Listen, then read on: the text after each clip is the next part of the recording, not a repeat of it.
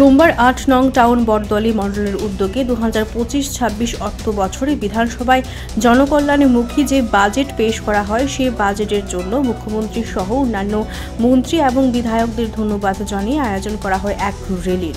এই র্যালিটি শহরের বিভিন্ন পথ পরিক্রমা করে।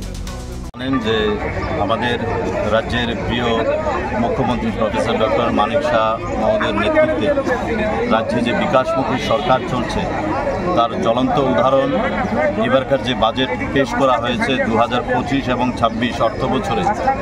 তৎকালীন সময়ের যে কমিউনিস্টের যে মুখ্যমন্ত্রী ছিল মানিক সরকার 2017 এবং 18 বছরে যে বাজেট ছিল সেই বাজেটের প্রায় দ্বিগুণ বাজেট এবারকার পেশ হয়েছে এবং এই বাজেট রাজ্যের ইতিহাসে একটা নজিরবিহীন বাজেট সৃষ্টি হয়েছে, যেখানে রাজ্যের প্রত্যেকটা স্তরের মানুষের জন্যে সেখানে আমাদের সরকার প্ল্যানিং করেছে। বিভিন্ন খাতে আপনারা দেখেছেন যে বরাদ্দ, বিভিন্ন খাতে বরাদ্দ সেটা বৃদ্ধি হয়েছে এবং আপনারা জানেন যে বিশেষ করে কর্মচারীদের দীর্ঘদিন ধরে কমিউনিস্ট কর্মচারীদের যে ডিএ সেটাকে দীর্ঘদিন ধরে বঞ্চিত রেখেছিল। আমাদের রাজ্য সরকার যখন 2018 সালে আমাদের যখন ভারতীয় জনতা পার্টির সরকার প্রতিষ্ঠিত হয় তখন থেকে আজ পর্যন্ত কর্মচারীদের যে ন্যায্য পাওনা সেটা আমাদের সরকার মিটিয়ে যাচ্ছে।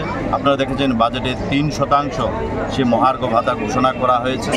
আমাদের ত্রিপুরা রাজ্যের মাননীয় মুখ্যমন্ত্রী প্রফেসর ডক্টর মানিক শাহর নেতৃত্বে সার্বিকভাবে সমস্ত সেক্টরের মধ্যে যেভাবে বাজেটকে সামনে রেখে সমস্ত সেক্টরকে ডেভেলপমেন্ট করার জন্য এবং বিশেষ করে মানবিক সম্পদকে ডেভেলপমেন্ট করার জন্য আমাদের সরকার যে পদক্ষেপ নিয়েছে, আমাদের রাজ্যের প্রিয় মুখ্যমন্ত্রী এবং আমাদের রাজ্য সরকারকে ধন্যবাদ দেওয়ার জন্য আজকে আমাদের ত্রিপুরা রাজ্যের 7টা মণ্ডলেই একই সময়ে এই ধন্যবাদ র্যালি অনুষ্ঠিত হচ্ছে। আজকে আমাদের 8 নং টাউন বটদলীর মণ্ডলের সকলের প্রিয় মণ্ডল সভাপতি শ্যামল কুমার দেবের নেতৃত্বে আমাদের এই ধন্যবাদ র্যালি এবং সেই র্যালির সমাপ্ত হবে আমাদের যে সিটি সেন্টার, সেখানে বিভিন্ন বক্তারা বক্তব্য রাখবেন। অর্থাৎ সার্বিকভাবে এবারকার বাজেট রাজ্যের মানুষ, প্রত্যেকটা মানুষ সার্বিকভাবে যে খুশি হয়েছে সেই খুশির বাতাবরণ রাজ্যের ধর্মনগর থেকে শুরু করে সাবরুম পর্যন্ত সেটা পরিলক্ষিত হয়েছে। আমাদের নৈতিক দায়িত্ব, আমাদের কর্তব্য যে রাজ্য সরকার যেভাবে কাজ করছে এবং রাজ্যের প্রত্যেকটা মানুষ রাজ্য সরকারের পাশে আছে, যে দল মত নির্বিশেষে সকল কালারের ঊর্ধ্বে উঠে রাজ্যের মাননীয় মুখ্যমন্ত্রী যেভাবে কাজ করছেন তার জন্য আমরা ভারতীয় জনতা পার্টির পক্ষ থেকে, আমাদের 8 নং টাউন বটদলীর পক্ষ থেকে আমাদের প্রিয় মুখ্যমন্ত্রী প্রফেসর ডক্টর মানিক শাহকে আমরা ধন্যবাদ জানাই।